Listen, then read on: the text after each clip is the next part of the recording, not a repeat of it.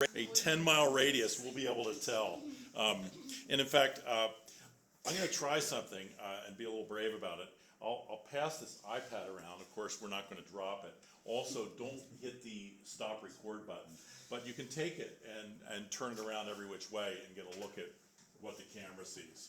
I have only shot like a 2-second test movie.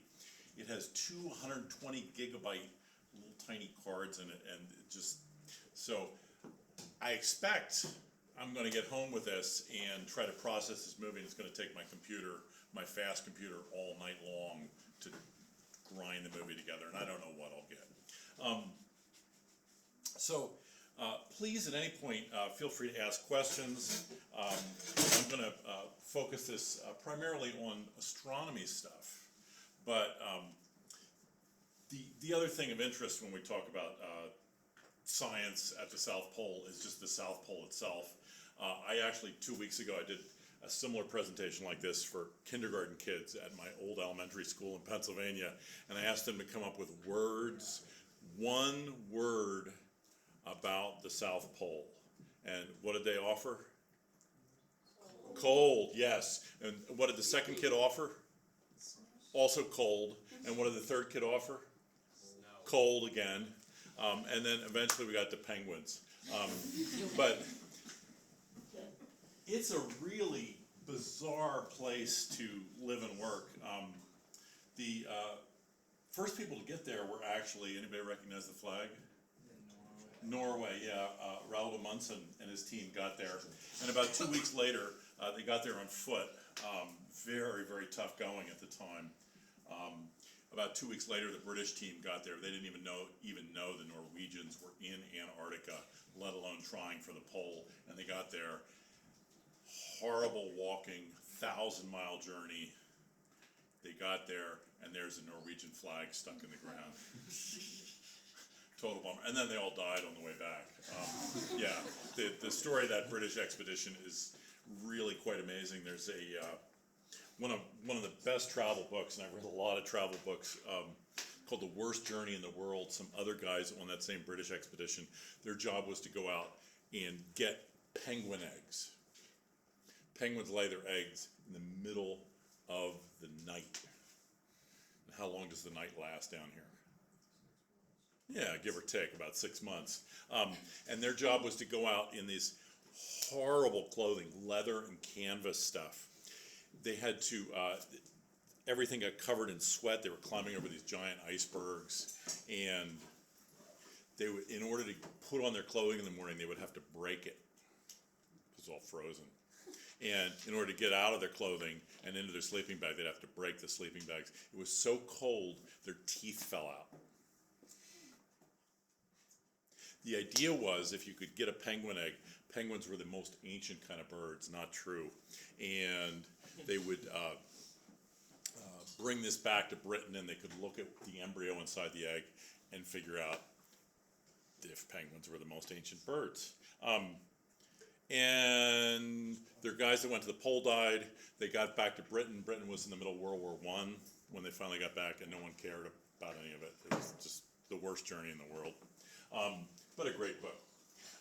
The South Pole is on 2 miles of ice. Bedrock is about sea level, 2 miles of ice. Have any of you ever been altitude sick?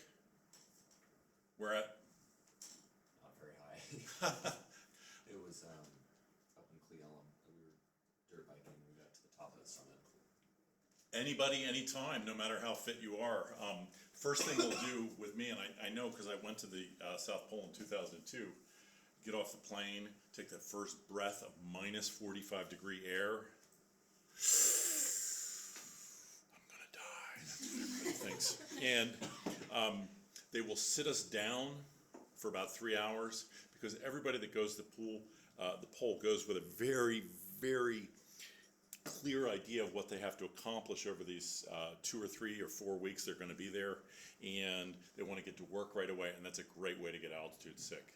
And how do you recover from altitude sickness? What's the easiest way? Anybody know? Oxygen. Down. Even better. And there is no down at the South Pole. You're there. also, because it's so cold, it's extremely dry. Dry air is cold air. Cold air does not carry moisture. So, although that looks like snow, the water in the air flash freezes. It is not like any snowflake that most of us have ever seen. It's like dust. And the longer I was there before, the more it started to look like a moon base. And the snow was like dust. You know that stuff when you open up the curtain and a beam of sunlight comes through? And you see the dust in the air and you go, oh my God. That's what the snow is like at the South Pole. And it barely does that at all. It's really dry. So I think I'm going to change gears here a little bit. And I've been doing this presentation in all over the place, in California and in Virginia and Maryland and Pennsylvania. And I'm going to skip right to the astronomy, given our limited time. And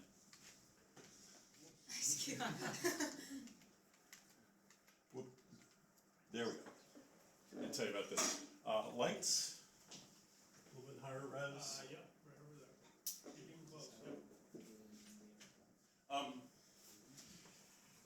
So on July 7th of this last summer, I was at Wisconsin, at the University of Wisconsin. We were working with, and the University of Wisconsin is the lead institution on this business that I'm involved with, the IceCube Neutrino Observatory.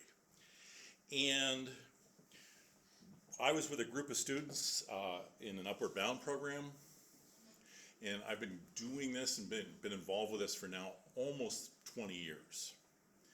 And we sat down with those students, and at the National Science Foundation, the principal investigator of IceCube and the chairperson of the National Science Foundation, huge announcement. Honest to God, as this was happening, I cried 2 tears. Yeah. Do I look tough? Yes. Nevertheless, 2 tears, because it was so amazing to see the trajectory of this thing. Here's what the announcement was and why it was so cool. Distant galaxy. In fact, we're talking about a galaxy in this announcement that is more than 3 billion light years away. At the center of most spiral galaxies, we now believe, there is a supermassive black hole, probably the result of the coalescing of individual black holes from individual massive star death.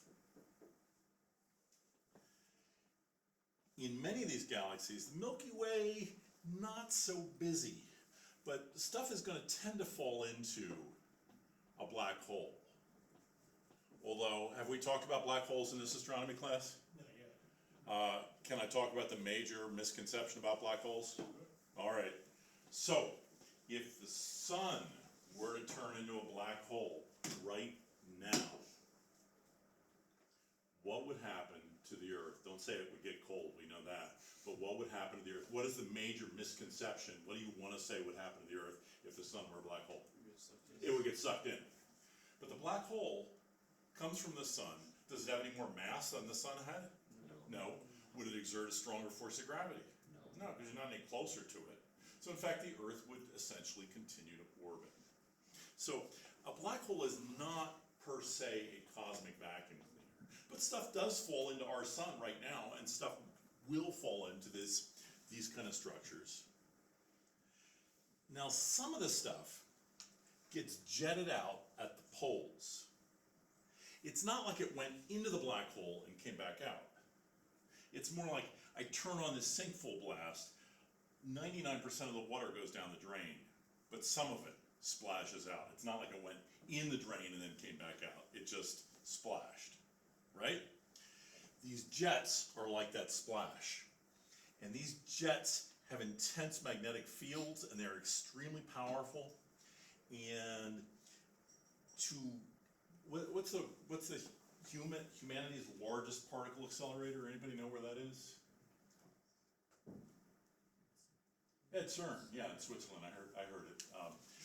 This dwarfs that by a billion, bazillion, trillion times. And this thing was creating all kinds of particles, and we caught some of them in our detector at the South Pole for the first time proven. What is the messenger that we mostly use in astronomy to find out about the universe? Light. And light in all of its forms. There is, of course, visible light, but there's also the infrared, the ultraviolet, and the radio waves, and the X-rays, and the gamma rays, all that stuff. For the first time in your lifetime, in the last couple of years, we have started to do what we're referring to as multi-messenger astronomy. There's a big observatory that found out something about neutron stars coalescing. Does anybody remember this discovery? It was just about 2 or 3 years ago. Now, gravity waves. Yeah, remember that? They've already given the Nobel Prize for that. I know. Usually you have to wait 20 years to see if your project pans out. But at LIGO, there's a LIGO observatory out near Hanford. I was there last summer. They detected gravity waves. And they didn't just do it like, oh, let's look and see if we see some. They worked 30 years on that project. We've been working 30 years on this project. We had our big announcement in July. Did our main person get the Nobel Prize for this fall? No! It was this stupid optical tweezer lady. What good is that, using light to manipulate atoms? But we are hopeful. We're hopeful. So, here's what we're catching. We are catching neutrinos. Not light, but a completely different kind of particle. Another kind of particle. Not gravity waves either. But a neutrino is a really interesting tiny particle. While I say the word neutrino, right now, trillions of neutrinos went through your head, and none of them hit anything. Because that's what neutrinos do. I'm not saying your head is empty. It's full of stuff. But neutrinos just go, they're very hard to catch. In fact, we've just learned recently how to catch them. Neutrinos were invented to explain some things that were happening in physics, and it was 25 years later before anybody had any idea how to catch any way to catch neutrinos at all. And now we're catching them from a galaxy 3 billion light years away. I'm going to show you how that works. So I'm going to back up here. All right. So our project is called IceCube, the South Pole Neutrino Observatory. I always like to put that picture up because my friend Megan actually worked in the front office at the University of Wisconsin, and several times a day she would get a call from somebody wanting to send a mixtape to this guy. No, we don't have his address, that's a different thing. This is our project. Our science lab on top of the ice at the South Pole, and down in the ice we've got light detectors. When a neutrino goes through, and it does actually hit something, which happens how often? Not very often at all. It creates very faint light, and we have a whole bunch of light detectors in the deep ice at the South Pole. It's a telescope. The camera sees you if you close your eyes, remember that. You gotta learn to sleep with your eyes. A telescope. Most of us think, oh, that's a tube and you look through it and it's got some glass in it and makes things bigger. Yeah, that is a telescope, but this is also a telescope because it catches things from far away and it tells you where they came from.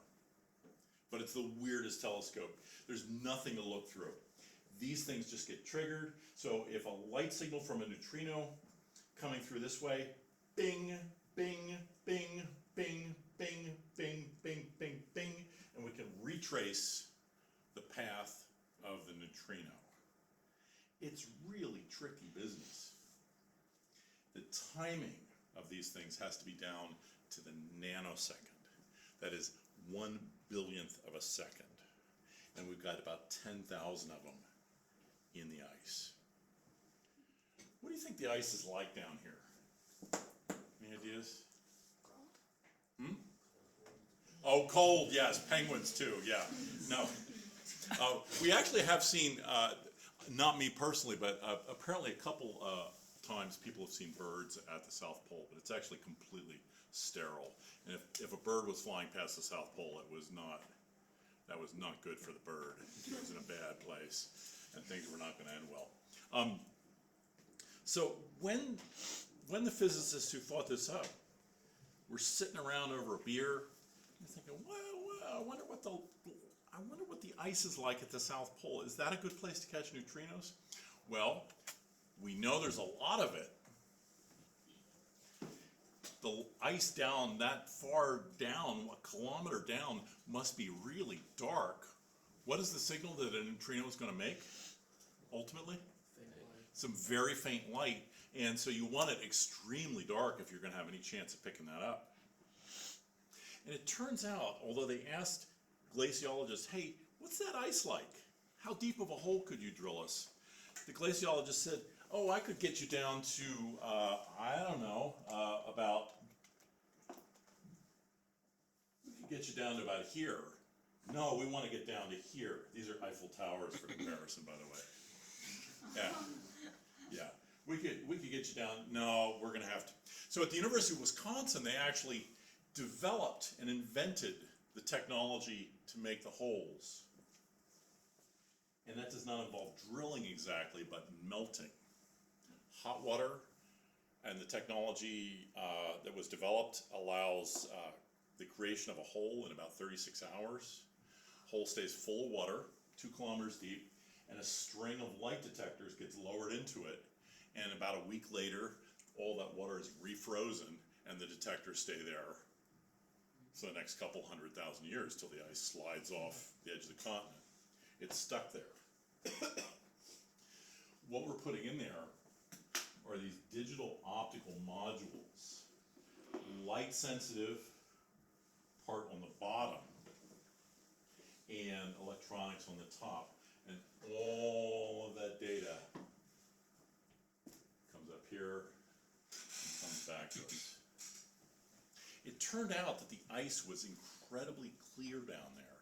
It's the clearest stuff on Earth. We've tried this kind of thing in ocean water, but oceans are full of radioactive potassium, which gives off its own light. The ice is just beautiful. I actually had some of this ice. One of our scientists, Christian, came back on the last day I was there. We were having sort of a going away party at the South Pole at the bar called 90 Degrees South at the top of the dome. And he opens up this cooler and he's got these chunks of ice which are just as clear as, they're actually clearer than diamond. You know that crappy ice you get out of your freezer? It's got the air bubbles in it? Oh no. With pressure and time, those air bubbles, molecule by molecule, the air gets squished into the ice matrix, the H2O matrix, and disappears, and it's clear, and when you put it in a drink, it fizzes. The ice fizzes like Alka-Seltzer. It's really cool. Yeah, really amazing. Here's essentially another view of the same thing. This did not all happen at once. Like I said, bright idea. Let's pull together a little bit of money from the University of Wisconsin and from some private donors and send a team to Greenland and see if they can melt a hole. And then we built a little one, and then we built a bigger one, and now we've got $500 million into this. And we actually have scientific results. When I was there in 2002, just for comparison, we were working on the sort of the final trial phase, and that was called Amanda. At the time, and I'm going to show you a movie that talks about this, there's a guy